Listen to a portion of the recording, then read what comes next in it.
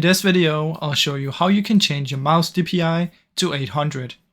Now this is really simple, guys. What you want to do is you want to just download the software that comes with your mouse. So if you're using a Logitech mouse, you want to download the Logitech software. If you're using a Razer mouse, you want to download that one. Or whatever kind of mouse you're using, there will be a software for it. Go into the software, and once you're in here, you're just going to select your mouse. Come in here, and you'll be able to change your DPI. So if you want, I can select this one, put it down, and I can just select 800. And obviously I cannot select 800 here because I already have an 800. But if I change this one a little bit, you'll be able to see I can choose the 800. So that's basically how it works. You just want to get the software for your mouse, and then you'll be able to change your DPI.